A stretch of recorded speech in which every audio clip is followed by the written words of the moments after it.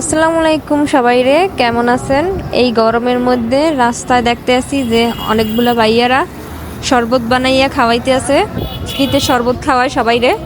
আসলে মোদ্দারে হেগো এই উদ্যোগটা দেখতে অনেক ভালো লাগছে, এর লেগে একটু ভিডিও করলাম। ভাবলাম আমনেগুলোকে একটু এইগুলো শেয়ার করি।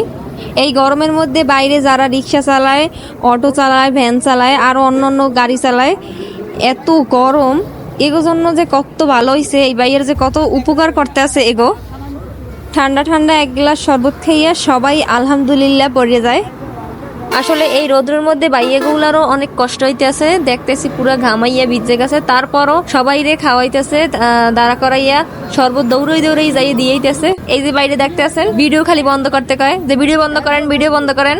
আসলে সামাজিক কর্মকাণ্ডে সবারই এরম আগাইয়া উচিত। আর যারা এই গরমের মধ্যে মানুষের এইভাবে সেবা করতে আছে, এগুলোর জন্য সবাই দোয়া করবেন।